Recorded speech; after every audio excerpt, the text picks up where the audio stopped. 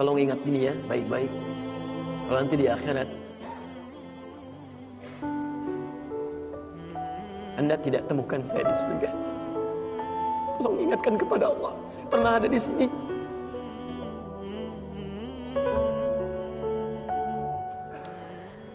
Qala Rasulullah sallallahu alaihi wasallam, bersabda Rasulullah sallallahu alaihi wasallam fi rawahu Abu Sa'id Al-Khudri, pada hadis yang diriwayatkan oleh sahabat Abu Sa'id Al-Khudri radhiyallahu taala anhu, qala, beliau menyampaikan, qala Rasulullah sallallahu alaihi wasallam bersabda, lihat kalimatnya, bima makna, lihat, saya langsung ke ujung hadisnya saja karena ini cukup panjang sekali. Hatta idza khalasal muslimuna, hatta idza khalasal mu'minuna minan nar, sampai ketika orang-orang beriman diselesaikan urusannya dari neraka, maksudnya hisab. Saat dihisab dan dipisahkan nih, orang beriman semua sudah masuk surga, siap masuk surga semua ya. Yang buruk-buruk masuk neraka, dah masuk ke neraka. Jadi kalau amalan Anda misalnya 50,001%, Masya Allah, maka Anda masuk ke dalam surga insya Allah, lebih banyak amal baiknya. Tapi kalau amalan jelek Anda misalnya 50,001%, amal baiknya 49,99, masuk ke mana? Neraka. Walaupun cuma 0,01%. Yang jadi masalah sekarang 50%, amal baik 50, amal jelek 50. Masuk ke mana? Baik. Nah itu belum ke surga dan tidak ke neraka. Lihat kalimat saya, belum ke surga, tidak ke neraka. Disimpan di tempat yang tinggi, yang bisa teramati keduanya. Bisa melihat ke surga, bisa terdengar jerit neraka. Kalau lihat udah nggak tega, udah nggak kuat ke neraka. Terdengar jerit neraka. Itu disebut dengan A'raf namanya, tempat tinggi yang bisa melihat keduanya, disebut A'raf ya. Makanya ada Quran surah Al-A'raf, Anda baca dari ayat 45-nya sampai dengan ayat ke-50-nya. Ada ashabul A'raf yang belum ke surga dan sangat ketakutan mendengar jerit-jerit neraka, sehingga ingin mengharapkan rahmat Allah Subhanahu wa taala. Dia akan ditempatkan di situ di tengah-tengah nanti sampai selesai hisab. Begitu selesai hisab, dia memohon rahmat Allah, diberikan rahmat Allah, baru kemudian dimasukkan ke dalam surga. Kalau hisabnya misalnya berlangsung selama sehari, maka 1000 tahun dia nunggu di situ. Tayyib. Hatta idza khalasal mu'minuna minan nar, sampai ketika orang-orang beriman itu ya, mulai diselesaikan dari urusan nerakanya. Tayyib, sudah mulai masuk ke dalam surga. Ini sudah selesai, mau masuk ke dalam neraka. Dan dimasukkan, masuk semuanya. Apa yang terjadi? Ma minkum min ahadin bi ashaddi munashadatan lillahi fi istiqsa'il haqqi li ikhwanihi, tayyib, minal mu'minin, lillahi minal mu'minin. Anda tidak akan temukan pada saat itu situasi saat orang-orang beriman akan masuk ke dalam surganya, sementara yang neraka sudah dihukum di situ, sudah banyak yang dihukum, sudah macam-macam masuk. Ini sudah mulai mau selesai, tiba-tiba ada orang-orang yang mengadu kepada Allah Subhanahu wa taala, memohon dengan sangat. Nabi katakan, Anda tidak akan pernah temukan orang yang paling banyak kuat permohonannya kepada Allah, memelas dengan tulus. Asyaddu munasyadatan. Munasyadah itu sesuatu yang dimohonkan dengan sangat. Ya Allah, mohon ya Allah, mohon ya Allah. Fawalladzi nafsi biyadi, sampai Nabi berkata, maka demi Allah yang jiwaku ada di tangannya. Ini Nabi bersumpah dengan jiwanya. Tidak pernah ada kalimat dalam hadis ya, kalimat seperti ini kecuali menunjukkan itu sangat serius. Ingat, sangat serius. Dan ada sesuatu yang penting di dalamnya. Nabi serius menyampaikan ini. Kita jangan anggap bercanda gitu kan. Falladzi nafsi biyadi, maka demi jiwaku yang ada di tangan Allah Subhanahu wa taala, yang bisa diwafatkan kapan saja. Lihat kalimatnya. Fayaqulu, maka mereka berkata, maka mereka berkata, ya Rabbuna, wahai Rabb kami yang tengah merawat kami di dunia, memberikan kecukupan, memaafkan kami, mengampuni kami, dan memberikan nikmat surga sekarang. Ya Rabbuna, wahai Rabb kami, hum ashabuna, mereka ada di antara teman-teman kami. Dalam kalimat yang lebih kuat, kalimat yang menggunakan ikhwan, hum ikhwanuna, mereka saudara-saudara kami ya Allah. Hum yasumuna ma'ana, ada orang-orang yang berpuasa bersama kami saat di dunia. Yusalluna ma'ana, kanu yusalluna ma'ana, mereka salat bersama kami saat di dunia. Jadi tiba-tiba ada sekelompok ikhwan yang datang kepada Allah, yang kehilangan saudaranya. Kok nggak ada di surga gitu kan? Ketika dia mau berangkat, padahal dulu punya cita-cita yang sama dan sebagainya, tapi karena bekalnya tidak cukup, sebagian ada yang masuk ke dalam neraka. Tiba-tiba mengatakan kepada Allah dengan permohonan yang sangat, ya Allah, saya kehilangan saudara saya. Ya Allah, saya kehilangan saudara saya. Ya Allah, dulu kami puasa sama-sama. Ya Allah, dulu kami sholat sama-sama. Ya Allah, dulu kami ibadah sama-sama. Ya Rabb, kami tidak temukan dia di sini. Ya Allah, mohon, terus mohon. sampai ketika puncak pada permohonannya, tiba-tiba Allah berfirman, akhriju man araftum.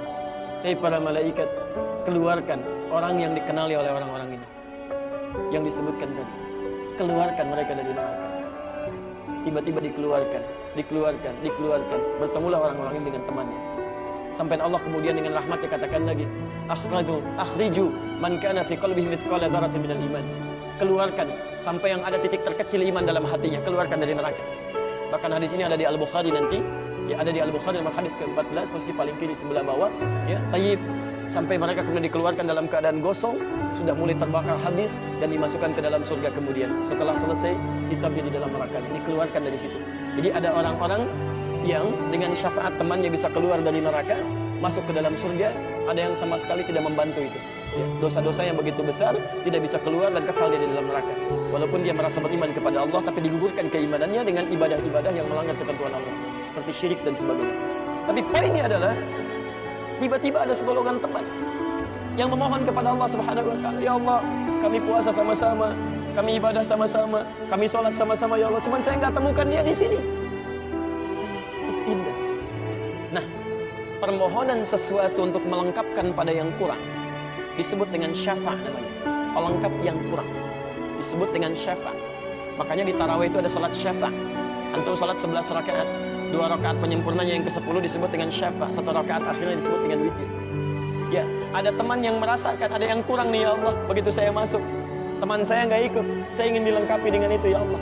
Baik, permohonan untuk menggenapkan sesuatu yang kurang dengan sifat yang sangat memohon luar biasa, maka kalimatnya dirubah dari syafa' menjadi ditambah tak di ujungnya dengan alif di tengahnya, jadi syafa'ah. Baik, saya mau akhiri ya, karena ini sebenarnya tidak banyak bahasannya. Siapa orang-orang ini? Itu yang disebut dengan ikhwan.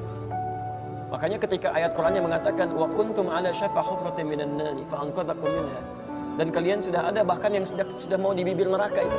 Karena ketika diangkat itu oleh Allah Subhanahu wa taala dengan perintahnya, ya diperintahkan oleh Allah. Tayyib, dalam bahasa hadisnya ada yang diangkat baru neraka itu masuk ke kakinya sampai ke betisnya. Ada yang sudah masuk sampai ke punggungnya, ada yang sudah ke lehernya, dan ada yang sudah tenggelam di dalamnya. Tayyib, jadi ada yang baru di bibir neraka diangkat, ada yang baru sudah mau masuk ke di neraka diangkat, ada yang sudah tenggelam diangkat. Jadi macam-macam. Ya, fa asbahtum bi ni'mati ikhwana. Siapa yang bisa mengangkat itu semua? Di antaranya Allah berikan nikmat kepada Anda dengan dapatnya ikhwan-ikhwan dalam kehidupan. Cuma itu yang bisa menolong Anda di hari akhirat, teman-teman terbaik selain syafaat-syafaat yang lainnya. Ada orang mendekat kepada Al-Qur'an, ada orang sering bersalawat kepada Nabi, ada orang mendekat pada hukum-hukum Allah. Ada orang-orang yang belum bisa maksimal menunaikan itu semua, dia cari teman-teman yang soleh yang menunjukkan pada kebaikan-kebaikan. Bukankah sering Anda dapati seperti itu? Mungkin Anda bersahabat dengan teman yang tingkat ibadahnya jauh di atas Anda. Anda masih sibuk dengan urusan dunia, tapi masih menunaikan sholat, masih puasa. Tapi karena kesibukan dunia Anda, Masya Allah, kurang bekal ibadah Anda. Tapi beruntungnya Anda dengan punya teman yang soleh, berjamaah dengan imam yang soleh, puasa dengan dia, buka sama-sama, kadang sering ikut-ikut misalnya dalam ta'limnya, dalam macam-macamnya. Masya Allah. Maka tiba-tiba ketika Anda dikenal oleh dia, diingat oleh dia, di akhirat nanti tidak ditemukan Anda. Ya Allah, dia kawan saya ya Allah, dia teman saya ya Allah, dia saudara saya ya Allah, kami pernah ta'lim sama-sama ya Allah, kami pernah puasa sama-sama ya Allah, kami pernah sholat berjamaah sama-sama ya Allah. Mohon jangan pisahkan ya Allah, jangan pisahkan. Tanya, sudahkah Anda punya teman seperti itu yang bisa menolong dalam kebaikan? Kalau belum temukan, cepat cari mumpung masih hidup. Sebab kalau sudah kehidupan itu berakhir, tidak mudah untuk menemukannya. Maka pastikan di kantor Anda, teman Anda bisa membawa Anda ke surga. Pastikan di rumah Anda, pasangan hidup Anda adalah teman yang bisa membawa Anda ke surga. Pastikan di tempat kehidupan Anda, siapapun tetangga Anda, kerabat Anda, teman-teman sekolah anak Anda adalah teman yang bisa mengingatkan dan membantu Anda untuk mencari Anda bisa masuk ke dalam surga. Dan saya mohon pada Anda semuanya, tolong ingat ini ya, baik-baik. Kalau nanti di akhirat Anda tidak temukan saya di surga, tolong ingatkan kepada Allah, saya pernah ada di sini, saya pernah ada di sini. Tolong ingatkan.